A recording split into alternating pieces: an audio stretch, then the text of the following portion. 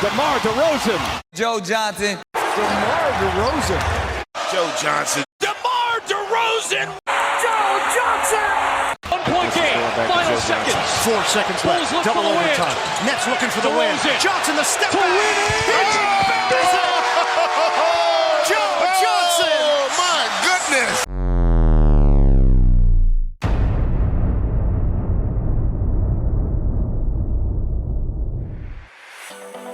On this episode of Basketball Now and Then, the greatest comparisons, we compare two masterful offensive wings from their respective eras. Whether it was Toronto or Chicago, this player operated like a closer in the ninth inning. His every jab step told a different story, and his mid-range game was a silent storm. Their basketballs, smooth jazz soloists from different decades, patient, controlled, and impossible to rush. We are ready to present to you DeMar DeRozan and Joe Johnson. I'm Lucas. I'm Maurice. And I'm Uriah. And we're here to talk basketball now and then.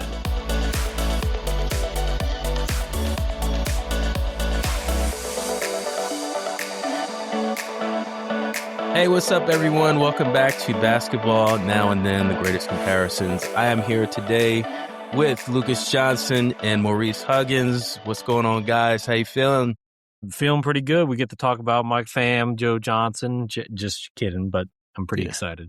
Are you related? Oh, okay. No. I know you're from Arkansas. Yeah, this is two guys we're comparing that are fairly recent in memory, so we don't have to go back that far. Both of these guys have played. Yeah, both of these guys played in the 2000s. So look, Joe Johnson, I think is still, if I'm correct, he's still letting him get up in the big three. And that he is. He's doing his thing. He still looks good, too. He's in great shape. I think he could still play if a team wanted to sign him. That's what I'm going to say.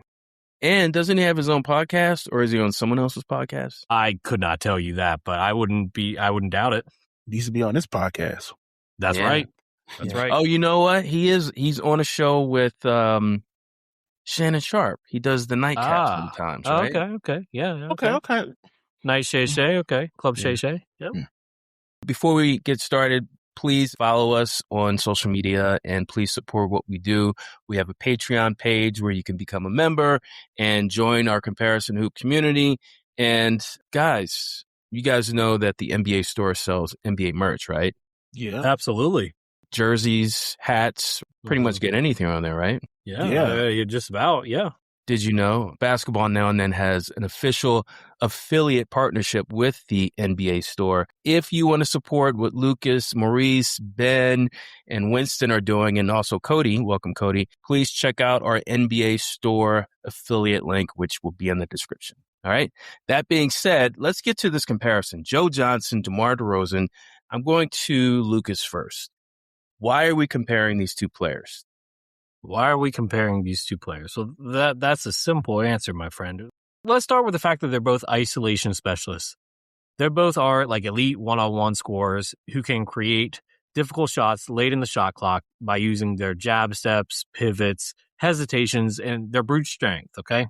And not just the isolation specialist aspect of it, but they have strong footwork and body control. Their ability to stop on a dime, create separation, and absorb contact made them difficult covers even without blazing speed. Yeah, just the whole, when you see these players play, they're just sizing up their opponent, and the footwork, the jab step, like you said, tremendous body control, Lucas. I agree 100%.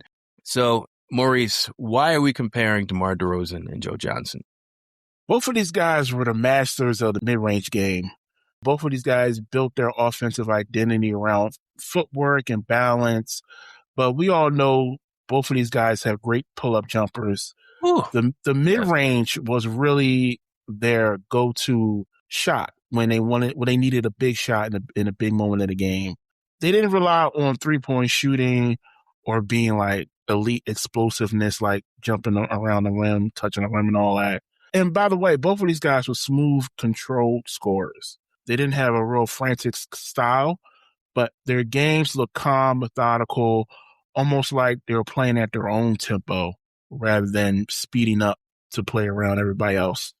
Yeah, I can't even count how many highlights that I've seen of these two guys. And just when I feel like I've seen all the quality, good highlights of them, there seems to be dozens more on YouTube. But I just want to add to what you guys said, that the clutch gene for both players is so apparent. Joe Johnson earned his nickname ISO Joe because of late game heroics, and DeRozan has developed a tremendous reputation for performing big time in fourth quarters, and not to mention countless buzzer beaters like I alluded to earlier. And the last thing I'll mention is kind of like to their personalities, not necessarily production, but both players, and there's a reason why, they both kind of grew up a little bit on the quiet side. And I think that translated mostly to the league because they weren't really known for flashy trash talk or huge media personalities. Even when Joe Johnson is on with Shannon Sharp, he doesn't really come out there, kind of like, let's say, Ocho Cinco does on their podcast. But yeah, I think this is going to be a great podcast. There's a lot of great characteristics that we can compare. Are you guys all set? Yes, sir. Let's roll. First quarter. Background. All right, it's time to talk about Debo, a.k.a. Mr. I Am Toronto. Before he got those nicknames, he was born DeMar DeRozan on August 7th, 1989. Now, growing up in Compton, DeMar DeRozan did not just learn basketball. He learned survival, patience, and how to carry weight that most kids never have to hold. His childhood unfolded in a city often painted by its hardships, where sirens were part of the soundtrack and resilience was not optional. It was required. And yet, tucked inside that environment was a quiet kid with a soft voice and a fierce love for the game, dribbling through cracked concrete courts as if each bounce was a promise of something more. Now, at home, things weren't always easy, guys. Watching his dad battle health issues and his mom work tirelessly, DeMar grew up understanding responsibility early, almost like it was stitched into his DNA. Now, he loved and respected his dad, who suffered a stroke when DeMar was a seventh grader. His dad was determined to instill toughness in his son, his biggest advocate. Which of these would DeMar's dad do when it came to attending his games? A, cook him his favorite hamburger before the game. B, wear a t-shirt that read DeRozan's dad. Or C, take his entire team for pizza every time there was a home win. I mean, it's the 90s, 2000, early 2000s. It's pizza. It has to be pizza. Pizza, okay. Yeah, I'm going to go pizza as well. It sounds like that. That's what my grandfather used to do for me after, or at least practice. He would take us to get pizza, but that's not what DeMar's dad did. So you guys are incorrect. The answer was B. He had the t-shirt. DeMar's dad. Okay. Yeah. Those types of parents are gung-ho special, man. Yeah. I mean, I know Lucas coached basketball. I coach basketball. It's always great to see parents do stuff like that to show support for their son or daughter. Now, guys, our show has noted many players whose dads showed them tough love. Jason Tatum, Gary Payton comes to mind. His dad, DeMar's dad, who played football growing up in Louisiana at 6 feet 4 inches tall, would call DeMar soft and even call him a crybaby during games that they played together. Yeah. Like, it's not funny, but like, Okay. every parent Tough got their love. thing, right? Crybaby. So just imagine, being like maybe adolescent or whatever, teenager. What do you think DeMar's response was when his dad would say that, try to motivate him? Probably try harder. I don't know. Just to show any emotion whatsoever. You saying he would show any emotion? No, he wouldn't show any emotion. Oh, you think he would just like clam up and just Yeah. shut down? Okay. All right. So, all right. Interesting. A little far off. He actually would take the ball and punt it. Wow. Wow. Like, I'm a crybaby. Okay. Well, either I was thinking like either what Wow. I said or like he would call him names back from the court. Ooh, I don't know if he's cussing out his father. Yeah. I'm not saying cussing him out, but you called me a crybaby. I'm going to call you something. I can see that. Well, I was thinking maybe more of the whole idea of, him shutting down, maybe storming off the court. But I've been in those positions before playing with guys where they get so ticked off, they kick the ball out of bounds, whatever. But the other thing that I thought maybe one of you would have said is he actually would go to his mom and complain. Nah. But this is what she said. But this is what she said, Lucas. She said, quote, "The madder he got, the better he played." Okay. Yeah, and the whole idea of him being able to take negative energy and to get better during a game seems like it started early. His mom, Diane, told his dad, Frank, that, look, you're being too hard on DeMar. But then Frank, his dad, would counter and, quote, he would say, "He's going to be a man one day. The tougher I am on him, the better he'll be." Now, as a teenager at Compton High School, DeMar's game began to bloom. Rising above defenders with an effortless glide, he moved like someone chasing more than points, chasing purpose. He'd earn McDonald's All-American status and even win a league championship. But then, guys, tragedy struck. As a senior, his best friend was shot and killed over a dice game. Loss was something he dealt with his entire life, but those years shaped him, not just into an elite athlete, but into someone who understood struggle in a deeply human way. Now, in a Ringer article, guys, he gave a quote about his dad. So DeMar DeRozan had this to say about his dad, quote, "My dad was everything. He's the reason why I am who I am." I'll go to Maurice first. What stands out to you about DeMar growing up in Compton? That fatherly figure really pushed and inspired DeMar in a way. We've covered a lot of those type of things on this podcast, but this one is different because when you know your father has health issues, you cherish that time a little bit more. Right. For any family member or any person that you love. So for him to really take in and heed that information that his father gave him, even though he played a different sport, I think it really inspired him and gave him the motivation to become a professional athlete. Yeah, excelling on the football field, it's the same thing, habits, discipline, and he was trying to give that to his son, obviously, and to help him build his courage, his confidence, and that goes a long way, and it did go a long way for him. Lucas? I think just the tough love, usually I think the only other parent that we heard about giving tough love to their kid was Jason Tatum's mom, if I remember correctly. Well, his dad. It was his dad. It was Jason Tatum's dad. Yeah, yeah. But and Gary Payton too. Remember his dad? Yeah, that's true. But not very many people. But it's good to see another athlete being able to take that and harness it. It's pretty cool. Yeah. Remember Gary Payton's dad was cursing out his team. Look, you ain't playing no defense. So. Yeah, one thing about his childhood that I wanted to say before I moved on to college is when he was 5, guys, he attended a funeral, and he said in an article that was one of his earliest memories when he was 5 was going to a funeral for his uncle. He's part of the Crip gang, and he was killed by a member of the Bloods. That right there tells you the environment where DeMar DeRozan grew up was not only unstable, but dangerous, right? Yeah. So he saw a lot in the 90s. Yeah, seriously. Compton. We were just talking about Compton with Andre Miller, right? Yeah. Yep, exactly. Check out that episode. So when DeMar DeRozan arrived at the University of Southern California, he stepped into a different world, but he didn't leave himself behind. Staying close to home, both geographically and emotionally, mattered. It wasn't just about basketball. It was about remaining rooted while everything around him began to change.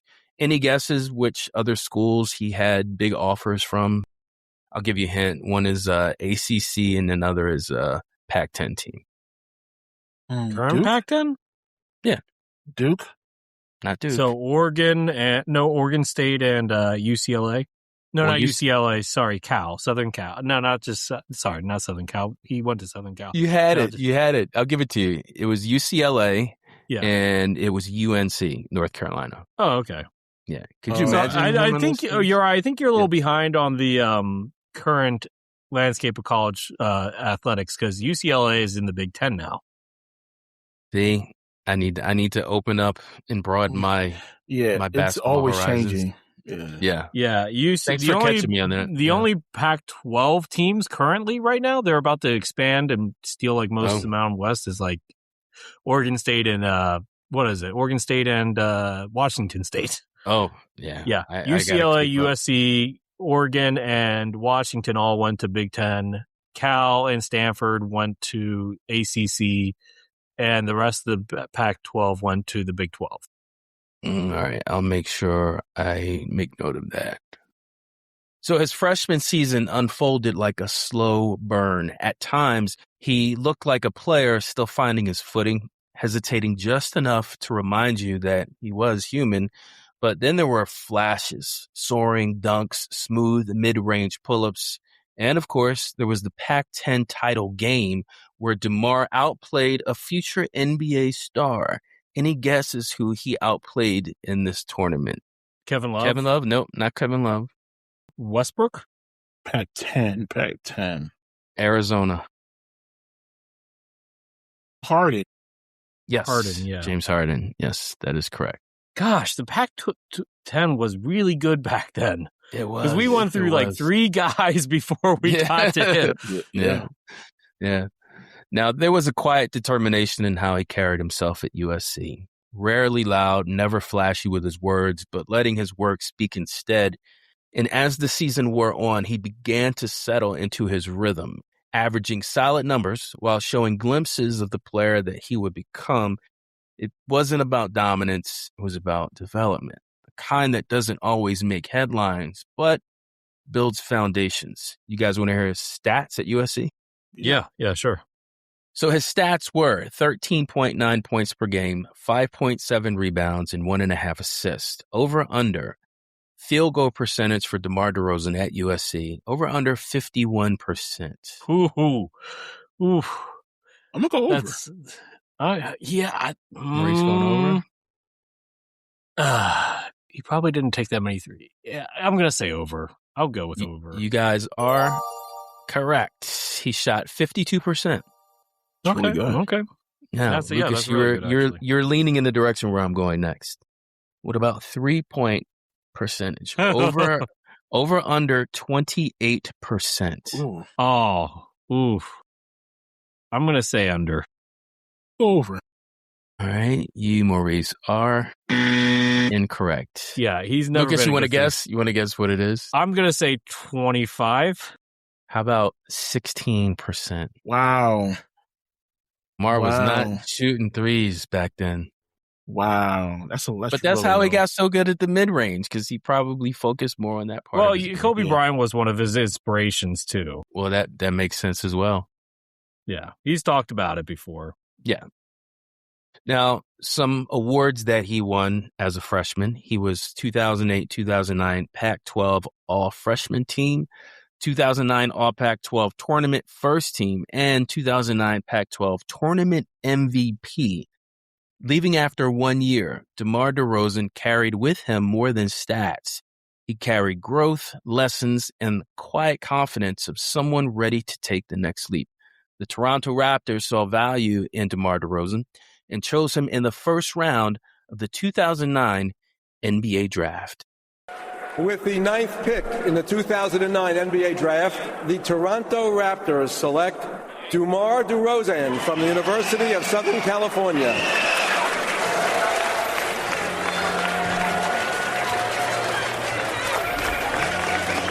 DeMar DeRozan played 1 year at USC, 6'7", 211 pounds. He was MVP of the Pac-10 tournament. You know, there are people who say he's got as much potential as any player in the draft. Average about 14 points per game and 6 rebounds a game last year. Stuart Scott, he rest in peace, kind of said in that clip right there in the draft clip, very NBA ready, a great prospect overall, one of the best talented players coming out of that draft for sure. Yeah. Lucas? I'm Googling something related to his college because I think, if I remember this correctly, I don't want to say without Googling it, but I think he actually he had a college teammate who was an actual celebrity. Give me 1 second. A college teammate who was a celebrity? Yep. Like, just a public figure? No, he Or was like on TV. a rapper? Yep. A rapper? Well, his dad is more of a rapper than he is. Oh. Lil Romeo? Yep. Was that who it was? Yeah, I'm checking to see if they were teammates. Yes, they were on so they were playing AAU. I thought they went to USC at the same time. Right. Apparently went there. Hang on 1 second. Well, his father was Master P. Master P. Who did get some run. They were Pelicans? teammates. Yeah, they were also teammates together at USC in 2008, 2009. Yeah. Wow, Master P, that's a first. We brought him up on this show. Master P, who played, I think, a G League game for the Raptors. He definitely tried out for the Raptors. No, I think he actually played for the Raptors for a game. Hang on, let me check that. I thought it was the Pelicans. I think he was Master P. It definitely was not the Pelicans. It was the Raptors. It pops up in my feed all the time. He never played a regular season game, but he came very close to playing in a preseason game for two teams. One with the Charlotte Hornets in 1998 and one in 1999 with the Raptors. Now, here's trivia. What is Master P's most popular song? I know Lucas has to know this. I actually don't. Lucas like, who's Master P? I just remember him guest starring on Lil Romeo show on Nickelodeon. Right. That is the most I know about Master P. You gotta know make this. Him say, na. I thought it was Bout It. Well, that's close. 2 hits. He had 2 hits. That's probably his first hit that put him on the map, Bout It, because Jay-Z quoted him in the song. Go figure. Well, they definitely play, make him say on like during the games and stuff. Yeah. So anyway, yeah, DeRozan has had the first quote famous, teammate. That's my hot Did not know that. Good grab. Yeah, Lucas. I remember. Look, I was in middle school or in high school, and they were like, "Oh yeah, Lil Romeo's now playing for USC." And I was like, "Oh yeah, DeMar DeRozan's playing for USC." Yeah, I remember that. That is too funny. All right. So that's our pool there. All right. So now we're going to switch over to the other side of the comparison, and we're going to talk about Joe Johnson. So Joe. Lucas led me right into that. Thank you, Lucas. It's time to talk about ISO Joe. What a cool name that is, right? That is probably one of the coldest nicknames in the whole entire. That's an underrated nickname. That's got to be in the top 5, ISO Joe. So it's time to talk about ISO Joe, a.k.a. Big Shot Joe, a.k.a. Joe Cool, a.k.a. you're going to love this, Armadillo Cowboy. Before he got those nicknames, he was born Joe Marcus Johnson. Growing up in Little Rock, Arkansas, Joe Johnson was raised by a single mom whose work ethic quietly shaped everything about him. She worked 2 jobs, grinding through overnight shifts at the state hospital, then catching only a few hours of sleep before heading to the Thrasher Boys and Girls Club. As a kid, Joe Johnson watched it all unfold, not really understanding the weight of it at first, but feeling it. That kind of sacrifice has a way of settling into you early, planting a thought that doesn't leave. There has to be a better way. And for Joe Johnson, that way started to take form inside a gym in Little Rock's South End, where Saturdays became something sacred. Whether the court was packed or completely empty, those quiet hours alone with a ball became his sanctuary, where a young kid began shaping not just a game, but a purpose. Guys, don't overthink this. Who inspired Joe Johnson to develop his handles as a kid? Can you give us options? Nope, because if I give you any clue, you're going to get it right away. Okay, how old is Joe Johnson? Like He's in his late 40s.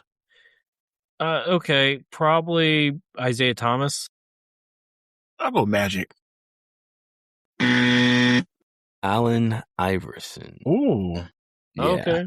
He said in a Players Tribune article, I was probably a junior in high school when AI hit the scene.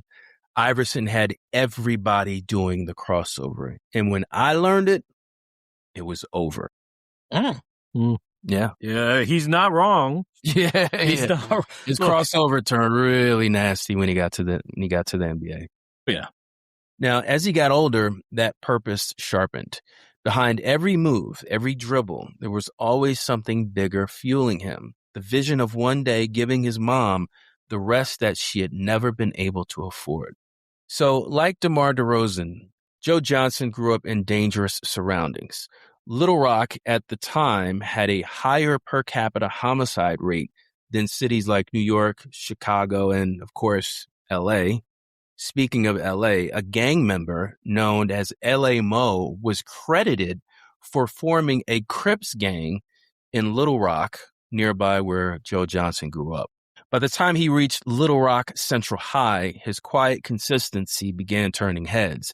Defenders would press up, trying to speed him up, but Joe moved at his own pace, gliding more than sprinting, as if he had understood something that others didn't.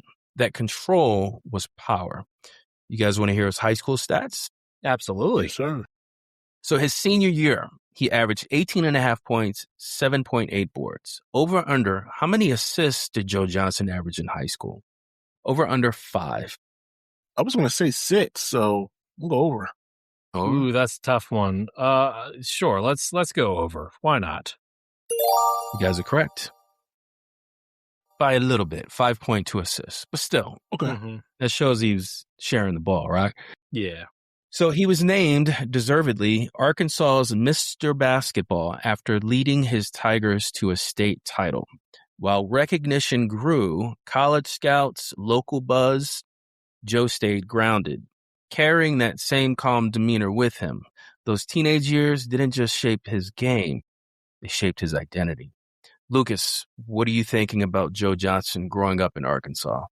In terms of home life, kind of the inverse here in terms of like, that we have no knowledge of his father. No, that didn't come up in my notes. Okay, so then like, and it sounds like his mom was just trying to make it by. It sounds like DeMar's dad helped train him to become a man. Joe Johnson learned by doing. Mm-hmm. And that's kind of the cool differentiator between these two growing up. Yeah, for me, it's just the high school stats. Well, I think you said 15, 8, and 5, something like that.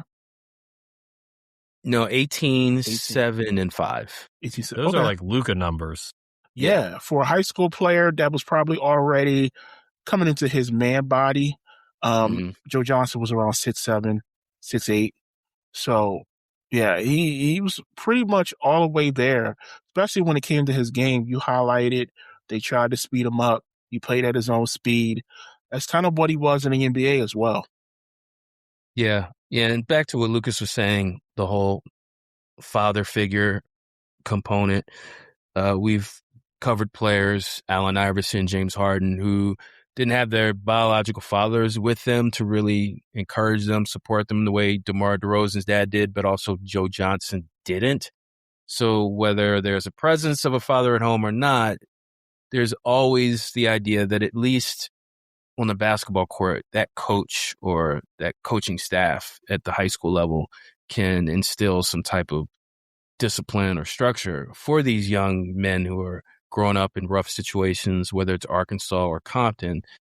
But let's go on to his college years. Now, when Joe Johnson arrived at the University of Arkansas, he didn't walk in like a headline. He walked in like a worker, staying close to home, surrounded by family. Another similarity. Yeah, they both stayed home. Surrounded by familiar roots, he carried that same quiet demeanor with him. Playing under Nolan Richardson in a system built on pressure and pace, Joe Johnson had to adjust. The game sped up, bodies collided quicker, decisions had to come faster. Yet even in the chaos, he remained composed. He only played 2 seasons for Arkansas. How many points did he average as a freshman? Lucas, over under 17 points per game. I don't know what year he got drafted. I'm going to say under. Okay. This is 99 2000s. Can it exactly be 15? It says No. 17. Oh, you said 17. Yeah. You said 17 or 15? Said 17. Yeah. Oh, I'll go under. Also, Under? I know what pick he got picked at, and if it was over it, he would have gone higher. All right. Those are correct. It was under. He averaged 16 points per game, which is why he earned, as a freshman in college, some honors. He made the SEC All-Freshman Team in 1990-2000. And get this, he was the SEC Rookie of the Year. Ooh. Yeah. He had it going on at Arkansas. So his freshman season showed flashes, but it was really his sophomore year where things began to click, scoring more, rebounding more, expanding his game. He started to look like someone outgrowing the college level in real time. There was a maturity to how he played, never forcing, never panicking, letting the game come to him like he trusted it always would. He ended up averaging, for his career, 15 points, 6 rebounds, 2.4 assists, shooting 46%, and over-under field goal percentage, over-under 39%. I'm going to say over. Yeah, I'm going to go over as well. Lucas, you're undefeated in this episode right now. Look, I got watched perfect a score. lot of Joe Johnson, and I know I got the first one wrong, but Yeah, but look, I watched a lot of Joe Johnson when I was growing up, okay? Yeah. Now, before he left Arkansas, Joe Johnson racked up quite a few other awards. Any guesses what else he got? You already said all rookie. He got rookie freshman year, but he stayed 2 years. So what did he get before he left? So I'm going to say SEC Player of the Year, SEC All First Team. Did he make the NCAA tournament? Yes, he did. NCAA all tournament team? Yeah. Yep. Those are what he got. So okay, yeah. Let's see. Yep. SEC All Tournament 2000 and 2001 first team, All SEC second team, and All SEC third team. I don't know why they have it here twice, but anyway, I have to check on that. And as the season unfolded, so did the realization. The next level wasn't just possible, it was waiting. Declaring for the NBA draft after his sophomore year, Joe Johnson left Arkansas not with noise, but with certainty. His college career, though brief, felt like a bridge well built, connecting a quiet kid from Little Rock to a future where his calm would become his signature. And a future that started in, anybody know where Joe Johnson was drafted? Boston. Mm-hmm. You're correct. His NBA career, like Lucas said, started in Boston, where the Celtics made him the number 10 pick in the 2001 NBA draft. With the 10th pick in the 2001 NBA draft, the Boston Celtics select Joe Johnson from the University of Arkansas. Put a little notch next to Rick Pitino's name. Okay, that was a good one. Well, it's Jim O'Brien's style basketball play. They want somebody like Antoine Walker who can put it on the floor, shoot it, make plays. This is another talented young man, maybe physically one of the more talented basketball players in the country. When you say I want to be a small forward, this guy is the mold because one, he can put it on the floor, he dribbles the basketball real well, he shoots particularly well from the outside, he rebounds. Physically, he's strong enough to battle guys, he can take smaller guys inside, he's quick enough to stay on the outside. Versatility is his middle name. All right, so just wrapped up the background for Joe Johnson and DeMar DeRozan. I'm ready to do a no-look pass to Lucas. Lucas, your hands better be ready, sir. Yes, I'm ready. Triangle. You got to have your hands in a triangle. Your coach has never taught you the triangle? Never taught you, have your hands ready? Thought you throwing up the dynasty sign for The Rock or something. The Rock. No. Imagine Lucas with a Rockaware chain on. That would be cute. That would be cute. What am I, 5? Come on now. I know I'm Everything younger you than say you, but you today don't is have to treat me like a child, Grandpa. No, I'm joking. No, he's talking about Lil Romeo. He would have been a no-limit soldier. No limit Romeo. No limit Lucas. Oh, gosh. All right. Here we go. All right. Here we go. Second quarter. Statistics. Start the game, a little angle pop. Clifford flips the screen for DeRozan. He fires it over Hart, and a good set to start the game. And one of the With a grab and go. Got McBride. Steps through with the left, and won his second one of the ball game. sound ideal. Yeah. DeRozan going to try and walk him down. Checks into the office and drills the midi. DeMar DeRozan just... Here's DeRozan. From 8 feet, got pushed, but made it despite Cardwell got a hand up. And now Sacramento has a chance to tie or take the lead on a 3-ball. Cardwell sprint for the lead. DeRozan ripped cord. Big in his 11th year. So those are the highlights. Here are the stats and numbers. So DeMar is 6'6", 220 pounds. He is currently 36 years old and was drafted 9th overall in the 2029 draft. Made his NBA debut in 2009. He is currently in his technically over with his 17th season. But yes. So he also has worn the number 10 for 3 out of his 4 teams that he has played for. However, which team did he not wear number 10 for, and what number did he wear it? Did he wear instead? That's a good question. Now, to remind you guys, he has played for the Raptors, the Spurs, the Bulls, and the Kings. I think it's either the Spurs or the Kings. I'll go with Kings. Okay, you say Kings, and what number did he wear? I think he wore 7. Okay. Maurice? Spurs. You say Spurs. What number did he wear? I don't know. 2? Okay, you are both. It was the Bulls? It was for the Chicago Bulls, and he wore 11. Oh, that's right. That's right. I remember when Embiid blocked him at the end of a game, and he was wearing number 11. You guys remember that Embiid block? I don't, but Okay. also I do. So before we move on, I want to ask you guys, what is your favorite jersey of DeMar DeRozan's? I have mine, but I want to know your guys's. I'll go first. I think the Bulls one is nice. The red with the black lettering. I'll go with the Bulls. Okay. I'll go with the Raptors, only if they wore the throwback jersey. The one with the dinosaur on it? Yeah.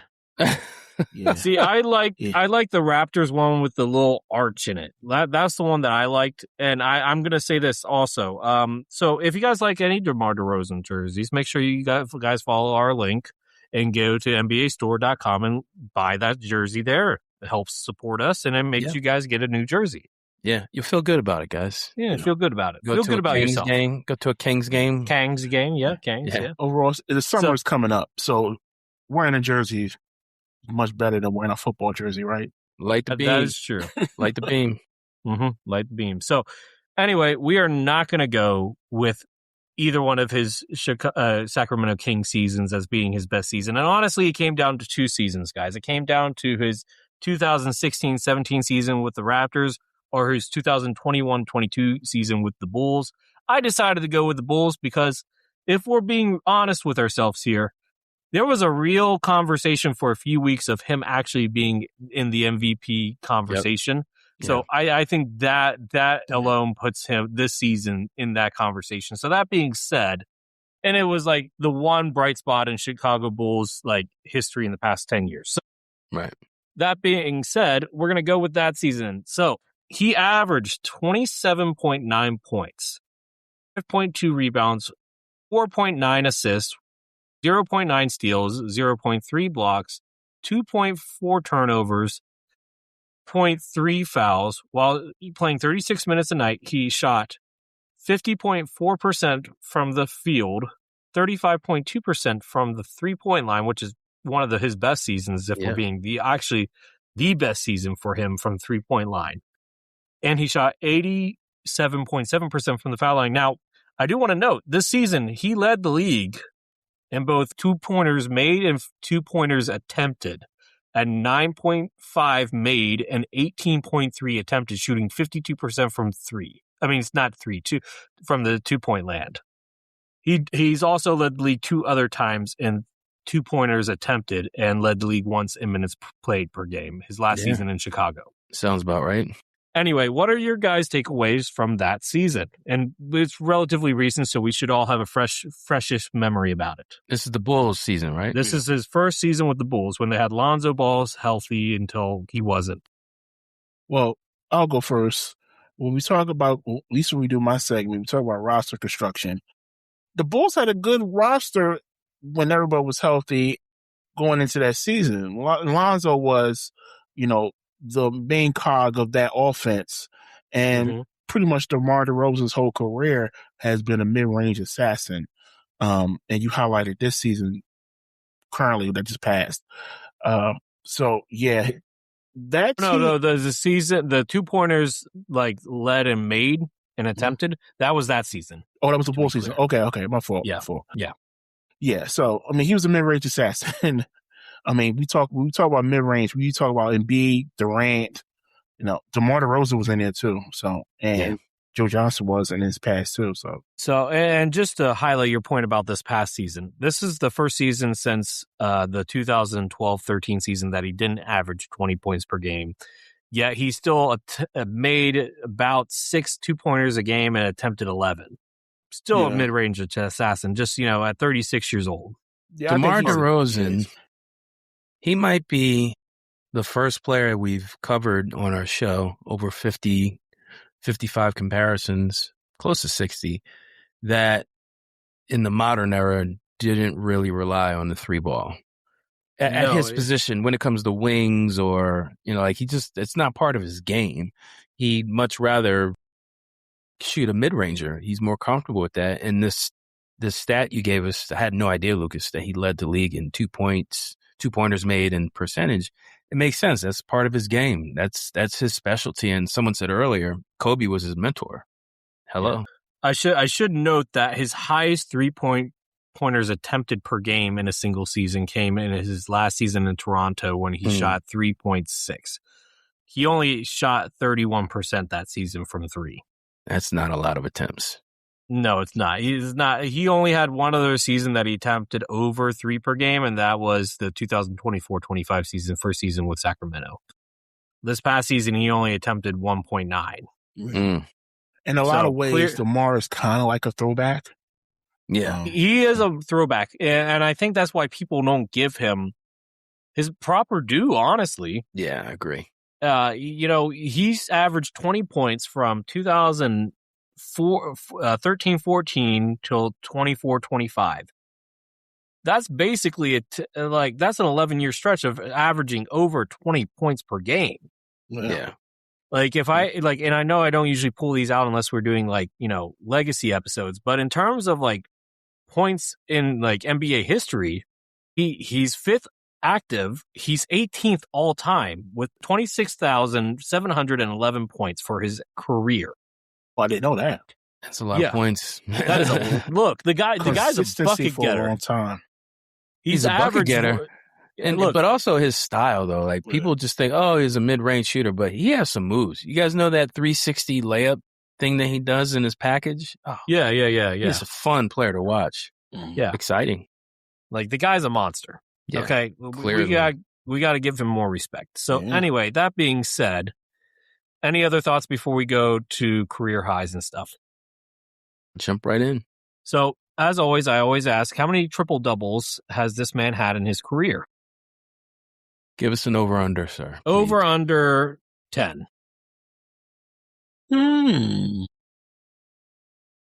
I'll go over. Yeah, I'm going to go over. Okay, you're both. Oh, He's only ever had one. that's Really? it? Shut up. Really? What? Oh. Yep. Okay. All you know right. what? DeMar does have a role. He is a scorer. So expect him to get a lot of passes is not realistic. No, it's not. That being said, career high in scoring. We say that he's a scorer over under 55. I'll go over. You say over? I'll say he had like a 50-point game, but not 55. So you say under. Under. Okay, Maurice, this is for you. Okay. He had 52 in the 17-18 season, last season with Toronto. Now, rebounds. I'm curious to see what you guys think about that. Clearly, he's had a triple-double, so we know that he's had over 10. But you guys want to guess what his career high in rebounds are? You want me to just tell you? Or I guess whoever gets closest is the winner. How about we do that? Yeah, how about that? Okay. Career high rebounds, I'll go 13. 13? Okay. Yeah. Maurice? I feel like this is the Price is Right. I'll go 14. Okay. Technically, that could be a new game that we play. Yeah, Maurice is actually the closest. It was 15. Oh, okay. All right. Congratulations. And if Maurice was guessing assist, he would have been right on the dot. He had 14 as a career high. I should have said $1. What is it? $1.99. Spin the wheel. All right. So he had 14 assists as a career high, 6 steals, 4 blocks, 8 turnovers. So any thoughts on the career highs here? Yeah, I think one of those could have been higher, and that's assists. But we're going to get to it in my segment with teammates. He's always had a facilitator around him. So when it came to mid-range, it was, run the play, get the ball to DeMar, let him shoot that easy mid-range jump shot, which he's efficient at. So, yeah. So I'm going to say this, I think both of these guys, if they were young players in today's generation, their games would have been developed differently. Probably, I don't know if DeMar would have added a 3 or not, but the thing that I would have noticed is I think they would have been both made point guards. I think they would have been like forward? the Luka point forward, like a Luka or Josh Giddey or a Denny Advia, like one of those guys. Like I think they would have had like 7 or 8 rebounds a game, like 6 to 8 assists a game. I think that's what would have happened with both. I think they have the ability, and I think they had the ability to do it. The strength was. Well, I think part of it is that they weren't the point guards of their team. Not to spoil Maurice's thing, but each one of them, like Maurice just said, had a point guard to play alongside of him. So anyway, let's go ahead and shift to Joe Johnson now. 4 seconds left. Double overtime. Nets looking for the win. Johnson, the step back. He buries. In for Johnson. 4 seconds left. Johnson with 3, with 2. Johnson the leader. Yes! Joe Johnson! Garnett. Then they switch. Ibaka's got Johnson behind his back. He's up and fires. Johnson scores the winner for Brooklyn at the buzzer. Nets down 2. Johnson gets a shot off. Joe Johnson! For Williams, now gets it back. It's all Joe Johnson. 4 seconds left. Johnson, 3 seconds. Johnson, the jumper! Bottom! With .7 on the clock! Inbound. Johnson with the run of the tie. He does at the buzzer! Battle for the loose ball. It's taken by Johnson. 3, 2, puts it up. Good! At the buzzer. Unbelievable! All right, those are the highlights. Here are the numbers. Joe Johnson is 6'7", 240 pounds. I think that weight was probably more accurate towards the end of his career. I think in his prime, he was probably about 220. But he is currently 44 years old. He was the 10th pick in the 2001 draft. He played 18 years, though slightly misleading, and I'll explain that in a second. He made his NBA debut on October 30th, 2001. Now, here's the interesting thing. Joe Johnson has had all single-digit numbers and all but 1.5 of his stops. Now, you might say, Lucas, what do you mean by that? I'll explain it. Joe Johnson, we know, got drafted by Boston. He wore 31 in Boston. Then in Phoenix and in Atlanta, he wore number 2. He wore 7 in Brooklyn, 2 in Miami, 6 in Utah, 7 in Houston, and then he took off 3 seasons, and then came back and played 1 game for the Boston Celtics, and he wore 55. So he wore 31 and 55 for Boston, but the rest of the time... No idea that all that happened. All I remember is 2. Joe Johnson played for a heck of a long time.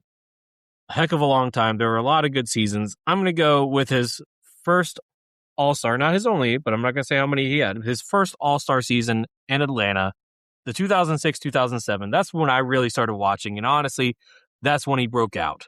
He averaged 25 points per game, 4.2 rebounds, 4.4 assists, 1.1 steals, 0.2 blocks, 3.1 turnovers, and only 2 fouls and 41 minutes per game while shooting 7.1% from the field, 38.1% from the three-point line, and 74.8% from the foul line. And just like with DeRozan, I will mention that he shot 50.4% from the 2-point range, and out of those, he made 7.3 2-pointers while attempting 14.5. That's basically all I got. Like I said, so to preface, like I said earlier, he played from 2001 to 2001-2002 season through the 17-18 season, took 3 seasons off, and then in 2021-22 came back at the age of 40 and played 1 game with the Boston Celtics. So in the article that I read from Players Tribune, he talked about his playing in Boston and playing against Michael Jordan the first time. He said when he was on the court as a rookie, he could hear MJ chirping back and forth with Antoine Walker and Paul Pierce. And he couldn't believe he was playing against Michael Jordan. Now, albeit he was in Washington, and he also mentioned that by the end of the game, Jordan had like 30 points, like ridiculous numbers for a 40-year-old player. So that was his idol, huh? That was one of his idols, yeah. Remember, Allen Iverson was another one. Yeah, with the crossover. But yeah, Lucas, I think the 25 points a game, that stands out to me because when you said DeMar DeRozan's best season, he also had 25 points per game that season. 27, but yeah. I thought it was 25. No, 27. Oh, okay. Yeah. But no, I mean, look, it's different eras. Getting 25 in that generation is like getting 30 in today's game. Yeah, that's true. Yeah, I agree with that. Just keep that in mind too. Now, so I got a number for you guys. Okay. Sometimes I like to throw in clues with the audio clips. Now, if you notice, the audio clip Uriah just played, it was all game winners. Mm-hmm. Did anybody notice that? I did not pick up on that. I did. Yeah, buzzer beaters. I noticed that. I did not. So how many game winners or buzzer beaters did Joe Johnson have in his career? You are asking a very impossible question to just guess out of the blue. Well, I think because this is not a typical category stat that people absorb or at least memorize, we can get over. You give us at least. Yeah, give us an over. Yeah. 9. Over. Buzzer beaters, I'll go over. You're both wrong. It was actually 8. You hyped us up and you hijacked Lucas's segment at the same time. Yeah. Look at that. Yeah, that's a violation, man. Stepping on toes. Technical foul. Lucas, you should take that personal. Joe Johnson had 8 game winners in his career. LeBron James and Kobe Bryant also have 8. That's impressive. And Michael Jordan has 9. So wow. Now, I'm sure DeMar DeRozan has a few of those. I can look that up. Yeah, you can look that up while we keep on I remember going. him in Chicago. It seemed like every week he was having a game winner. He was having a few. And I'm sure he got a few in Toronto as well. Yeah. And maybe one in Sacramento. But anyway, let's talk about this for a second. So, Uriah, what's the thing that you take away besides the 25 points per game? Anything else, or was that the main thing? No, I think that was the main thing. I think Joe Johnson, when he put it all together as a kid, he played guard, and he really considered himself a point guard when he was growing up. So those dribbling skills, and it's funny, you see him in the big three now, dribbling low to the court, going between his legs. It's fun to see he still has it. But yeah, he's a guard, and he was a bucket getter, but he had the capability to be a playmaker. He just was more adroit to putting the ball in the hole. Yeah. Yeah. DeMar DeRozan had 5 game winners. 5 games. That's still pretty good. That's very good. Yeah. Yeah, that's pretty good. All right, guys. So DeMar DeRozan had 1 triple-double in his career. Joe Johnson, did he have over, under, or tied with? Triple doubles. We'll go over. Yeah, I'm going DeMar over. had 1. It was 1. Yeah, I'll go over. So you guys are correct. Okay. It was 2. It was 2. Another reason why not it's a as good much comp. as you thought it was going to be. all Another good that comp. build up for nothing. Yeah, right. DeMar DeRozan's career high is 52. Joe Johnson, is it over, under, or tied with? You thinking under, Maurice? I'm thinking under. Yeah, I'm thinking Just under. 'cause I feel like he All had right. like a 48 or 49. All right, Yeah, I'm you are going both correct again. Okay. It is under. It's only 42, actually. Wow. All right. Really? Different era. Different era. You know, got to keep that in mind, too. So he had a career high of 42 points, 12 rebounds, 17 assists. Gotta give him Wow. that. Okay. 17 assists. He did it in that first Atlanta season, 05-06. Same thing with the 42 points as well. He also had 6 steals, 4 blocks. So just keep that stuff in mind too. So any takeaways from that? 9 turnovers. Okay. Yeah. Surely the assists. Like I said, he always looked at himself as a point guard when he was a younger player, and once he got a little height on him and had that razorback discipline and skill level entrenched into him at Arkansas, he just took it to Atlanta. He took it to Phoenix, and he showed out. And as a distributor, he could do everything. Look, I think if Joe Johnson played in today's NBA, he would be averaging like 25 on a regular, 25, 7 rebounds, 8 assists. I think that's what he would be averaging. See that too. I could easily see that. Yeah, if he was in his prime, for sure. He would be a perennial all-star player in today's game. Oh, yeah, for sure. He would be a guy that teams would want to build around even more. I honestly think he was a little bit before his time. Anyway, so that wraps up things for me, unless Uriah wanted to say something real quick. I have nothing to say. Pass me the Okay, ball. you were going to say something before we went to the head-to-head, so I wanted to give you the chance. But if you don't have it, then don't worry about it. No. Okay, cool. Pass Let's me the go. ball. He's at the free throw line. But you have to His speak mid-range. it. You have to say it to the mic. I'm going to pass the ball to Uriah for accolades. All right. Say it like natural. I'm going to pass the ball to Uriah for accolades. Now say it not like an asshole. Wait a minute. Say it like So a are you- normal podcast host. Are you Okay, giving him a and now chest I'm gonna pass or a bounce pass? I'm going to give the bounce pass over to Uriah for a foul shot. What foul shot? I don't know. Jeez. He's at you the asked line. for something. Uriah You're so one shooting picky, 2. Uriah. I'm at the line. Damn. I got hacked. Who hacked me? Who hacked Maurice, obviously. me? Maurice put me at the line. I'll take that. I'll take it. Lucas is the ref now. He passed me the ball at the line. You got 2 All shots. right. 2 shots. Nobody will cross the line. Lane violation. Third quarter, accolades.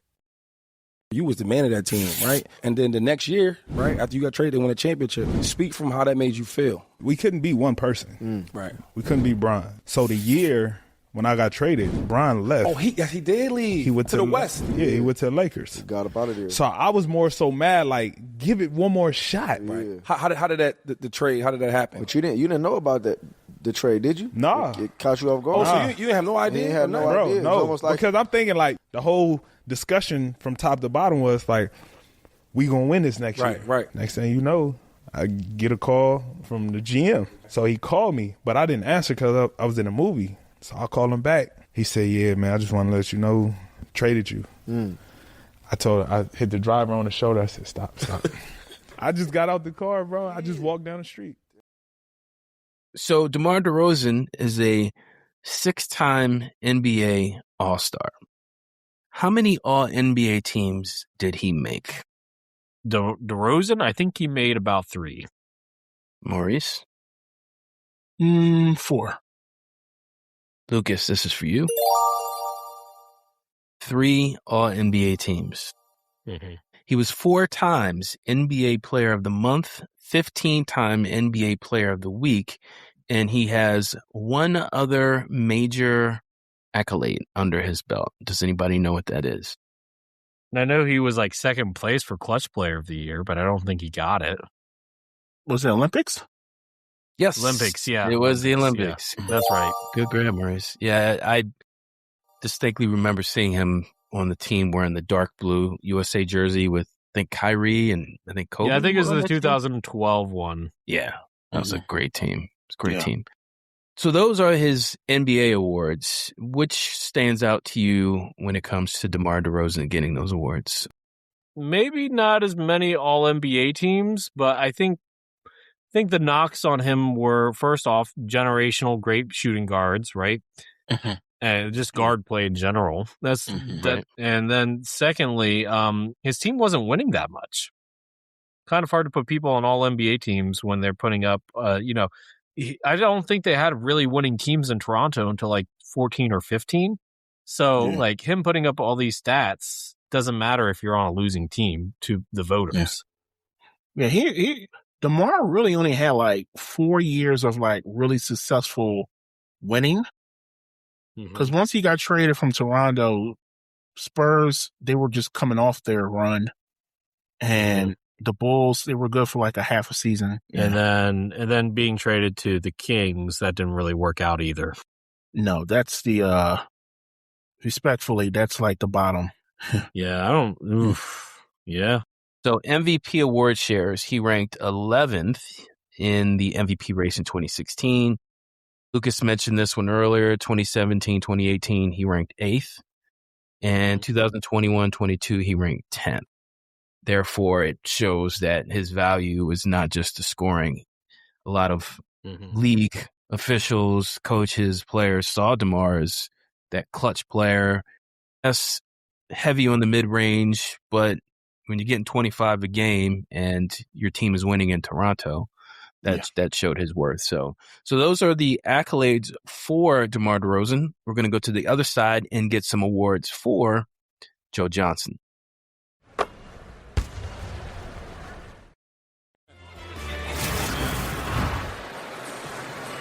All right, ladies and gentlemen, I'm here with my man Joe Johnson. Now he's trying to find his sweet spot out there. Tell us what you're thinking, what's your strategy, where you gonna put that money ball rack? I'm putting the money ball rack in the second spot. Hopefully I get warmed up to the first spot, and the second one I'll be ready to go. All right, sounds like a strategy to me. All right, we are set. Joe picked his spot. See if it pays off. It's time for the East to take the court. And this group is Joe Johnson, Bradley Beal from Washington, Aaron Aflalo from Orlando, and Kyrie Irving from the Cleveland Cavaliers. Johnson is shooting, Steve Kerr, 39% from three-point territory. All right, so Joe Johnson participated in the three-point contest. As we know, he's got a little bit more range than DeMar, at least when it comes to attempts. And Joe Johnson is a one-time All-NBA player. He made the All-Rookie team. How many All-Stars did he appear in? All-Star games. I'll go with Maurice first. How many? It's somewhere between 3 and 5. I'm going to say, go right in the middle, say 4. Okay. Lucas? I want to say 7. Lucas saw all these. I could see on his face. It's not like we use the same website for Basketball Reference or nothing. Well, you got to figure out a way to, I don't know, sell it better, because I knew right away. Yeah, the answer was 7. Good job, Lucas, for doing your research. Don't hate the player, hate the game. All right, so he also got NBA You can at least player sell of it. the month. Yeah, you can even play it off with something. Yeah, Oh my like, gosh, yeah, I don't know. This is so hard. He doesn't hesitate. He doesn't pause to contemplate his I said, feelings. I think it's 7. Lucas is a terrible cheater. And then he winked at the camera. Why? I want to know. Eyes and deceit, sir. I didn't look it up. I was looking at numbers. All right. Don't hate the player, hate the game. I'm not. All right. 1-time NBA player of the month, 7-time NBA player of the week. As far as Olympic appearances, Joe Johnson did not make the Olympic team. Not to say that he wasn't qualified, but I guess, Team USA had other priorities. But let's go with Lucas. Anything stand out about his accolades?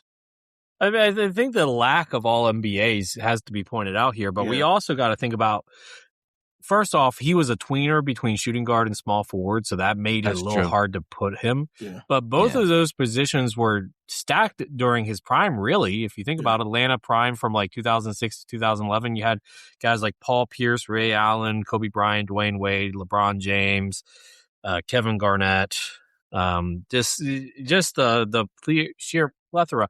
And while the Hawks made the playoffs, if I remember correctly, during those times, they were anywhere from like a 4th seed to a 7th seed. So they weren't like one of the top teams in the East. They were like a mid-tier team in the East. I think one season the Hawks were like a number 1 seed. Not when he was there. You're thinking about the year that they had like Kyle Korver and Paul Millsap and Al Horford and all them. You're thinking of that season. Shout out to DeMar DeRozan, who made an All-Star. I think, was he the only? No, he was the only one that didn't make it. But now he's an assistant coach on Phoenix, who is now possibly going to get some looks as a head coach. Sidebar. So he did get some MVP award shares, believe it or not. In 2009, 2010, Joe Johnson ranked 12th in MVP voting. In 2011, 2012, he ranked 15th. So he did get a vote or two. Yeah, that checks out. Yep. All right, I'm done my segment. I'm ready to give Maurice a pass on the break. He's going for the finish. Fourth quarter, teammates. Do you guys watch games at home and FaceTime each other? Yeah. Our friendship ain't fake.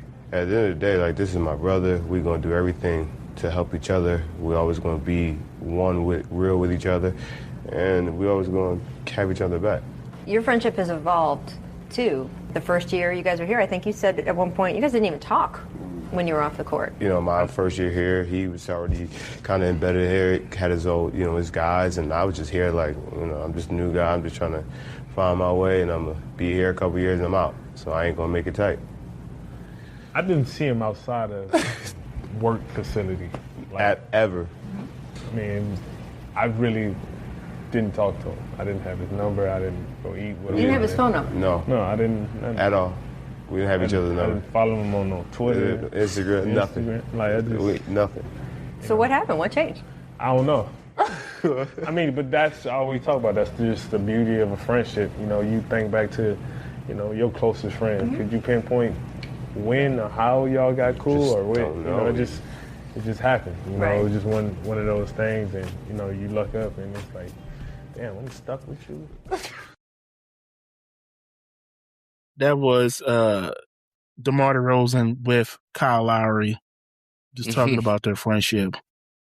Yeah, that's kind of how it goes sometimes. Next thing you know, At first I thought it was not Vince Carter. I thought it was Zach LaVine. But then I listened more and it's like, okay, that's Lowry. Yeah, that's a good teammate too. Two really good teammates. What were you going to say? I want to hear what you're going to say. I'm sorry I cut you off.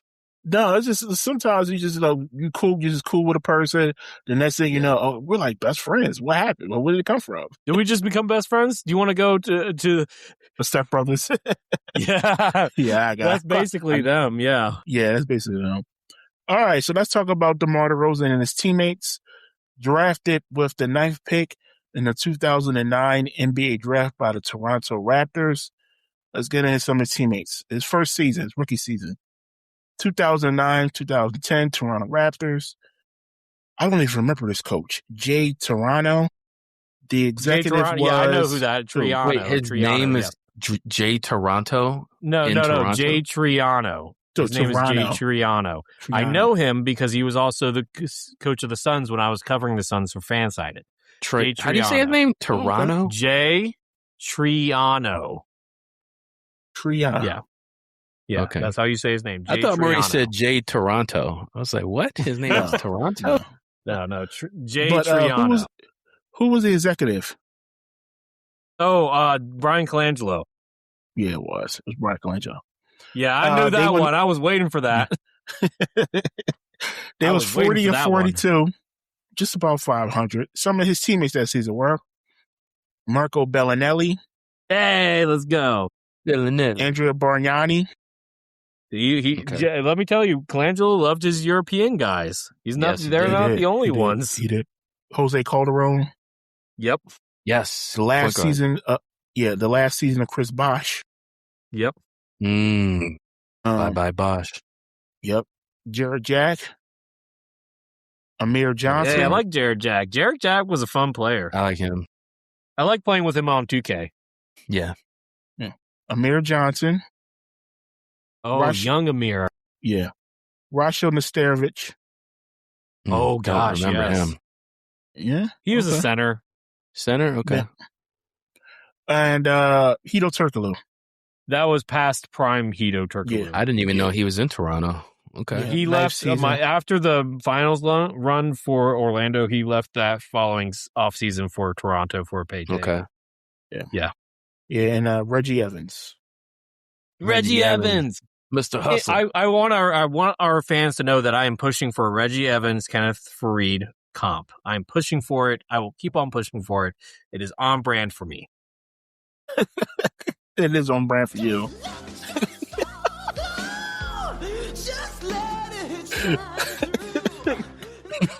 Reggie Evans did not have soul glow. He was bald. What do you mean he had soul glow in his beard? We're not insinuating Reggie Evans had a Jerry curl. We're insinuating that Lucas I don't know, did. that beard, man. It's on a loop. I can't stop it. Sorry. Once you start the soul glow, you can't stop it, my man. Don't mess with powers that you don't comprehend. When it comes to like movie songs, that might be one of the best. Most recognizable. I don't know. No. The most recognizable is Scotty Doesn't Know from Eurotrip.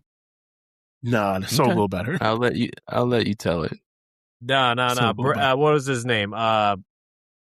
What's Ben Affleck's best friend? Matt Damon? Matt Damon cameoed on the movie and sang the song Scotty Doesn't Know. It was I'll send it to you guys. I'm still taking soul glow. Classic. All right, back to basketball. Now, like I mentioned earlier, the 2017-2018 Toronto Raptors, they won 59 games. Mm-hmm. This is the season before. This is the season before he was traded. DeMar was traded. 59-23. Their coach was Dwayne Casey. Their executive was Masai Ujiri. They lost, like I mentioned earlier. They actually got swept in the semifinals by Cleveland 4-0. Yeah, you win 59 games and you get swept in the second round. That's got to be rough. Look, they had no perimeter answer for LeBron. Yeah, no. And DeMar wasn't a terrible defender, but it's LeBron James. He's average. LeBron was at peak at that point. Yeah, it's LeBron. That was his prime, Peak which is LeBron. crazy because it was like when he was like 33, 34 years old. Yeah, no. Cleveland, right? The second coming of LeBron to Cleveland, I will say, was he played his best basketball. It might not have been his physical peak, but his best basketball was played in that second stint with Cleveland. I think he admitted that, Lucas, that was the best time he ever played. His physical peak came in Miami, but his basketball dominance was that second run in Cleveland. And unless he makes a sudden retirement, He's going to play 10 years later. I can't believe it. Look, the guy, I mean, geez. I mean, what? He's averaging, hang on, I'm curious now. All right, while you do that, I'll continue. While you do that. Yes. Yeah, but just the crazy thing is they won 59 games that season. They got swept. That's unheard of. In year 23, he has averaged 20.9 points, 6.1 rebounds, 7.2 assists, while shooting 51% from the field and 31% from three-point line, which is his worst season in a while. I want to shout out someone I watch on YouTube. His name is Jimmy High Roller. He just put a really video out like a week ago of LeBron basically just being unequivocally being the greatest over 40 NBA player ever. Of and course. no one will, That's no easy. one, Yeah. No one will ever touch him. No. No. So LeBron is one of the GOATs. He's one of the GOATs. He is. Eventually we'll get to him, right? You right? Yeah, maybe the 100th episode. Yeah, there you go. He should be retired by then, right? Yeah. Maybe. I don't know. Maybe. Him and Kevin Love. Yeah. Kevin Love, man, he's still getting them paychecks. Yeah. NBA checks, they sound good. All right, back to it. 2017, 2018 Toronto Raptors. Here's some of his teammates. Rookie OG Anunoby. You remember this guy, Lucas Bruno Caballo? You mean 2 years away from being 2 years away? Yeah, he was never away. Yeah, he was always away. No idea who that is. He was supposed to be the next Giannis, 2 years away from being 2 years away. Yeah, He never made it. He never panned out. He plays in the Brazil league right now, I think. I used to try to develop him on NBA 2K. Couldn't even do it on 2K, could you? I think the best overall rating I ever got for him was 76. Okay, that's all right. Serge Ibaka. Serge had a couple good years. He was one of the best rim protector bigs in the league. I like his game. Yeah. Serge. Of course, Kyle Lowry, Jacob Pearl. Jakob Pertl. Jakob Pearl? Yeah, Jakob Pearl. Jakob Pertl. Pertl, yeah. Norm Powell. Malachi Richardson. I thought Malachi Richardson was going to be a good player.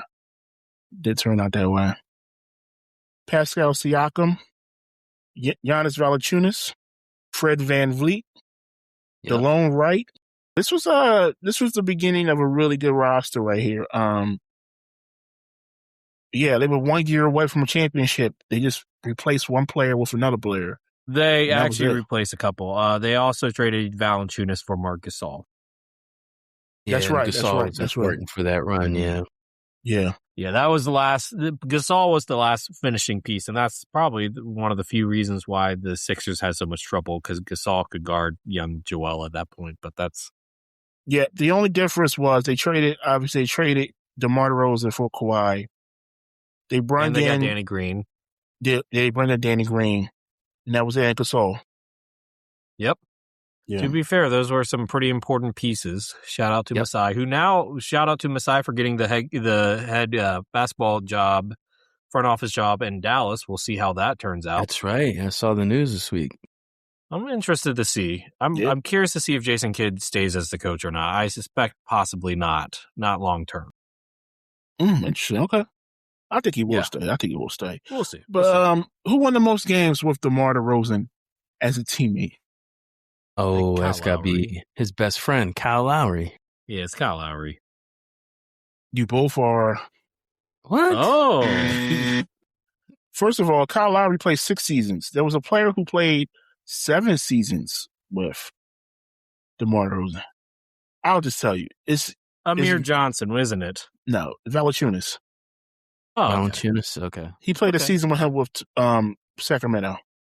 Oh, that's right. They did, yeah. With Valanciunas, he has 276. 276. Mm-hmm. Well, now, number 2 is Lowry with 261. Okay. That's not far off. And third is Terrence Ross. Yeah, okay, I buy that. Terrence Ross is a good player. I like Terrence Ross' game. He dropped off relatively quick after like 1 or 2 seasons in Orlando, but it is what it is. Yeah. All right, so real quick, I do want to highlight some of his more recent teams. The 2020-2021 San Antonio Spurs, of course, coached by Pop. Their executive was Brian Wright. Their record was 33-39. Obviously, pandemic shortened that up a little bit. Hold up. The GM has always been R.C. Buford. Well, on here it says Brian Wright. Okay, maybe he was just the GM instead of the head. Okay, anyway, sorry. Go ahead. Some of his teammates with the Spurs were LaMarcus Aldridge, Kia Bates-Diop, Georgie Dieng, Rudy Gay, Patty Mills, Mm-hmm. Yeah. DeJounte Murray, Jakob Poeltl. Jakob Poeltl again, yeah. Devin Vassell, Lonnie Walker IV, Derek White. That's a good team. Derek White was on that team. Yeah. Yes, he was. Listen, there you go. There's a connection for both of them right there, guys. Joe Johnson played with Derek White. Well, they both played. They did play this. Boston. And should have been on Boston. Yeah, 20. At the same time, though. Derek White didn't play. Derek White get traded that season? Hang on, let me check here. Derek White. This is 2021, Lucas. No. Oh, yeah, but no. You know what? Nope. Because that was his last season, Joe Johnson's last season, and Derek White didn't. Oh no, Derek White was on the team. He got traded mid-season. Get at me. Let's go. Wait a minute. So Derek White was on this. He started out. This is when he came back to retire. Is that what you're talking about? Yes, they were on the same team. Joe Johnson came back to retire, and wow. Okay, I don't know if Derek White was on the Celtics team at that time, but they were on both the Celtics that season. So I will take it as a win. Someone will correct us. I guarantee you. He did play one game, so I guess it counts. It counts. Yeah. You know what? Derek got traded at the trade deadline. I don't know when Joe's last game was. I would assume it was before. Well, hang on. Well, you know what? We can check this out. There's an easy way to find this out. Give me 1 minute here. And while you do that, I want to highlight his last team real quick for DeMar DeRozan, his current team, the 2025-2026 Sacramento Kings. Coach is Doug Christie. Went 22-60. Really bad. Really bad. His teammates this was the last current season was Precious Achua, Russell Westbrook, Malik Monk, Zach LaVine once again. They played together on the Bulls as well. So they eventually met up again in Sacramento. Keegan Murray, Killian Haynes, Domantas Sabonis, and DeAndre Hunter. Okay. So, Lucas, you got something for us? Nah, they weren't on the team at the same time. Joe played his last game in December. Derek got traded in February. Oh, close. But I'm sure if I dig hard enough, I can find another player that connects the two. I had a question. Who was the most influential player DeMar DeRozan has played with? If I said Lowry. just the best teammate, probably you all say Lowry. Who's the most influential? No. I think he was also the most influential, easily. Yeah, his point guard, veteran experience. Yeah, it's gotta be. Yeah. Yeah. I would go Kyle I would say that as well. Yeah. Well, all right. Fair enough. I think a teammate that stands out to me, though, has to be Zach LaVine. You would think that two players that, even though they're similar in skill, that they would thrive a little bit more. But we know with the Bulls, they were missing a lot of players, right? Because of injury. Yeah. Mm-hmm. And then for them to reunite in Sacramento just kind of shows you the careers are kind of linked together. Yeah. Even beyond one I franchise. don't want to say Lonzo Ball? Yeah, that's fair. That would work. Yeah. Another great point guard. I think Lonzo would have worked because Lonzo was that facilitator that played at DeMar's pace. They kind of played at the same pace. They were the same height. Lonzo was never like a terrible defensive player, so it worked. Obviously, Lonzo's not the player he once was now with the ankle injuries, foot injuries and stuff. Yeah, it's unfortunate. Yeah, it is. All right, so you ready to move on? Yeah, let's go to the next. I'm still looking, but yeah, we can move on. Who was the best player that you played with? Probably be Joe Johnson.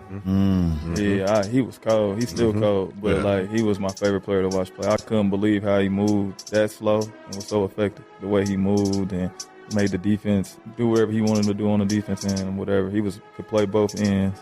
He could score at a high clip, hit game winners, post up, floater, 3-ball, whatever you need. Yeah. The reason I like Joe so much for real, he used to tell me in the first 3 quarters, like, I don't care what you do. He's like, you don't got to pass it to me, you can shoot it. He's like, Josh want the ball, get Josh the ball, Jamal need the ball, whatever. He's like, that 4th quarter, bring it right here. Go to that corner. Yeah, he said, go to that corner, I need the ball. So that was Jeff Teague talking about his teammate, Joe Johnson. It's a good story. Yeah, y'all could do what y'all want for the first 3 quarters. But winning time coming, give me the ball. Low key, he's a pretty good podcaster, Jeff Teague. Yeah. All right, so let's talk about Joe Johnson, drafted with the 10th pick in the first round of the 2001 NBA draft by the Boston Celtics. Let's go to that Boston Celtics team. The 01-02 Boston Celtics, they were 49-33. Their coach was Jim O'Brien, and their executive was Chris Wallace. Now, I didn't realize that this was the team this year after the Sixers. They went to the Eastern Conference Finals. I forgot they got that far. They lost to the Nets 4-2. So they were competitive, and they added Joe Johnson. They were. Mm-hmm. Yeah. Some of his teammates were Kenny Anderson, Tony Petit, Tony Delk, all right, Walter McCarthy, all right. Paul Pierce, Vitaly Potapenko. Excuse me? That's his name. You said it right. Yeah, I said it right. No. I never heard that name before. Oh, yeah, I've heard that. Everyone's heard of Potapenko. Yeah. Apparently not, because I haven't, but okay. Very young. Now they had Ronnie Rogers here. He was the one traded. Antoine Walker, Eric Williams, and Kendrick Brown. Who's a rookie this season? Mark Blunt. Okay. Mark Blount. Roster? Mark Is Blunt. Blount? It's pronounced Blunt. It's pronounced Blunt. They said it all the time I ever listened to it. Really? Yeah. Maybe I'm thinking of Corey Blunt. That's what I'm thinking of. It's spelled the or same, just a blunt. Same way. Just blunt. Yeah. Yo. Chill. What? Chill.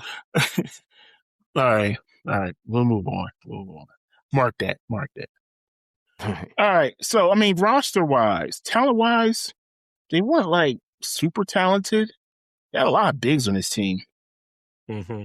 But they had Pierce and Walker. Joe Johnson could have been that third guy. I don't know why that didn't work. But they traded them halfway through the season. Yeah. I don't know. I found the first player to connect them. What?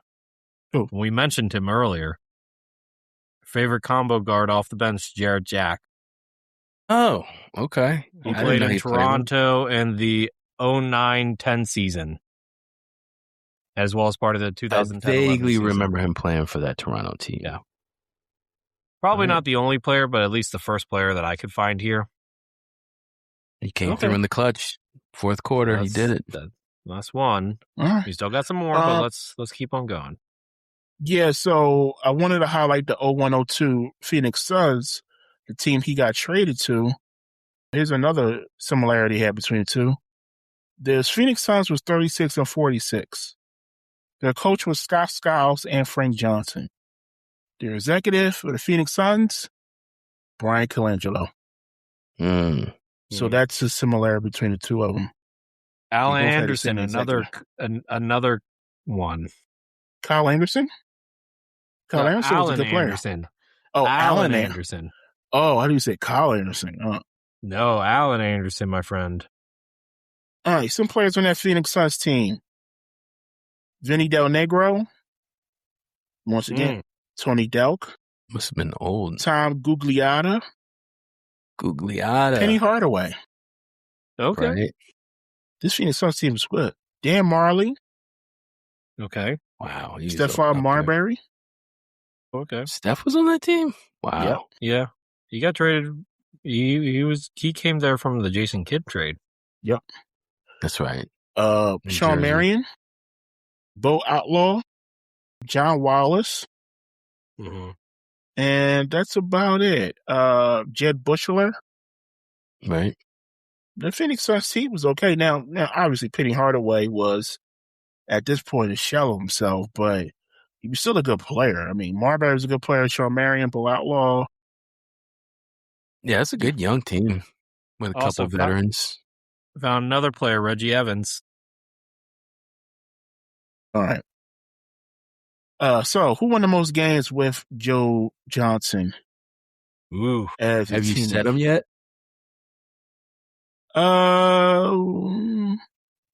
Actually, I did not. So I'm gonna give you the name. I'm gonna give you over under on wins. Okay. Because it was a Hawks player, and I didn't get to the Hawks yet. Right. Josh Smith won the most games with Joe Johnson. Oh, okay. Josh Smith. All right. Yeah. I'm not surprised. Over under 250. Ooh. He was in Atlanta for a while. I'll say over. I'll say over as well. You both are correct. Yeah. They played 7 seasons together. They won 264 games together. Number 2 was Zaza Pachulia with the Hawks with 246. And third was Marvin Williams with the Hawks. All right. With 228. On the Hawks. Now, speaking of that Hawks team, I'm going to highlight the 09-10 Atlanta Hawks. They won 53 games. 53 games, 29 losses. Their coach was Mike Woodson. Their executive was Mike Woodson as a coach. I like him, yeah. Yeah, he was good. The executive was Rick Sudd. They lost in the semifinal. They got swept in the Eastern Conference semifinals to the Orlando Magic 4-0. Yeah, that was Dwight, prime Dwight. Yeah. Some of his teammates were Mike Bibby, Jason Collins, Jamal Crawford, Al Horford. Okay. Zaza Pachulia, mentioned, Joe Smith, Josh Smith, Jeff Teague, and Marvin Williams. Yeah. No wonder they won more than 50 games that year. Yeah, those Atlanta Hawks teams in the 2010s were pretty good. Yeah. They did, Joe Johnson might have been the lone star, but they had a lot of great role players on that team. They did. And young talent. Al Horford was just starting out at that time. I forgot that they had Joe Smith on that team along with Josh Smith the year before. That was And I liked Maurice Evans. He was a fun player too. They were one of those teams where they kind of was like ahead of their time when it came to roster construction compared to today's NBA, because they had that 3-point shooter that they always got in position, which was Kyle Korver. Yeah. So here's the other crazy thing. They had Al Horford listed at 6'8" on that roster. Yeah, on Basketball Reference, they have him listed at 6'8". On that, if you look at the 08-09 season, they have him listed at 6'8". So he was an under. I always thought Al Horford was 6'10". Yeah, he was. That's weird, because they always said, "Oh, Al Horford has to play out of position." I mean, true, but still, maybe that's his height without shoes. I don't know. Maybe. Finish up. I do want to highlight the 2012-2013 Brooklyn Nets. They went 49-33. 2 coaches that season were Avery Johnson and PJ Carlesimo. And of course, we know who the GM, the executive was, right? Billy King. Yeah, it was Billy King. Oh, Billy King. That's right. Yeah. He will be known for that trade. Yeah. So they lost 4-3 in the Western Conference first round to the Bulls. Some of his teammates that season were Andre Blatch, Keith Bogans, let's go. Yeah. Josh Childress. We mentioned Reggie Evans, Chris Humphreys, Brooke Lopez. So both of them played. I don't think was Robin. No, they didn't play well. Jerry Stackhouse. Oh, Harry. Okay, yep. Yeah, He was on the team, but he was old. He was a He was 17 really season. old. Clearly. Yeah. Yeah. Gerald Wallace. I like Gerald Wallace. Game. He was past his prime, too, at that point. Yeah, he's old. Gerald Wallace still good, though. I like Gerald Wallace. Darren Williams. That would be a fun comp to do. Oh. Darren Williams. Guys. Just thought of a comp. Go ahead, man. Amen Thompson or Asar Thompson. Either one. Probably Asar for Gerald Wallace. Let's put in slack. I like that one. Yeah.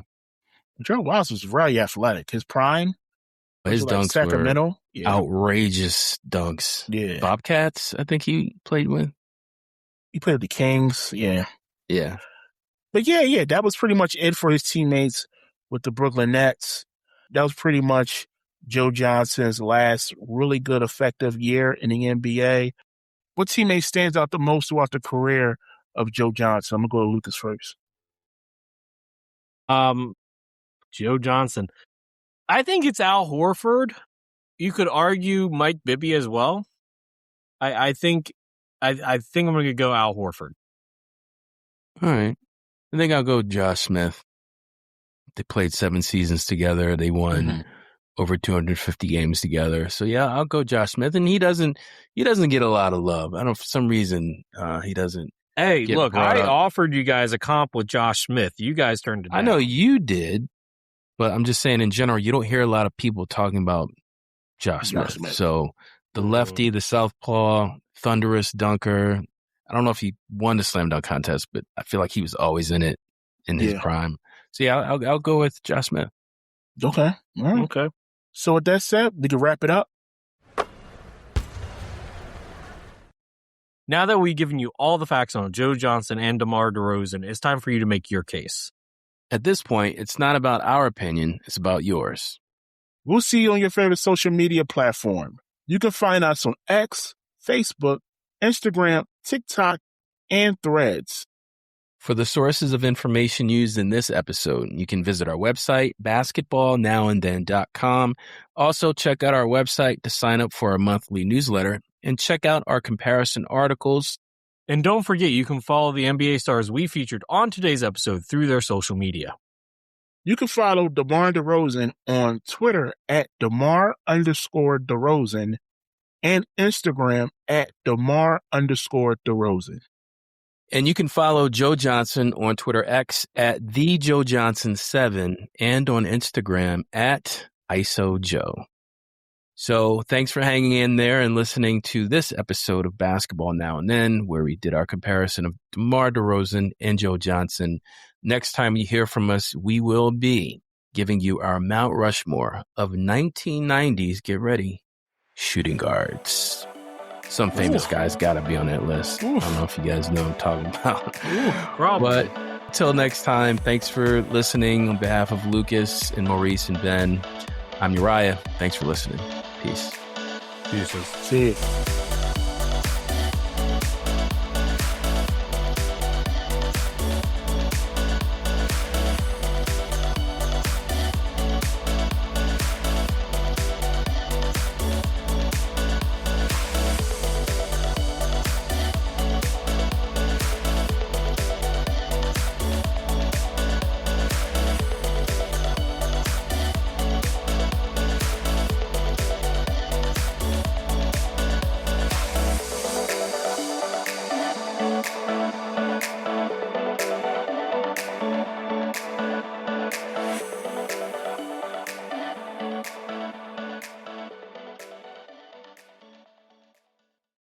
But like Texas, like there's no Arizona. connection to Texas. I mean, he played in Phoenix. Yeah, I'm thinking that they probably have armadillos. Going back to Nickelodeon shows real quick, they had the brothers Mencia, brothers. It was a show about Hispanic brothers, and they were in Arizona, and they had armadillo in their theme None of this song. getting on the episode. I'm just saying. What? Let me just get this What was the name of the show? It was it's my fault for emphasizing Armadillo Cowboy. I knew Lucas would take it and run with it. I just didn't think he would go into the desert with it and lead us all there. Hey, you asked for a ride. Texas. We talking about Arizona. No, Joe Johnson played in Arizona.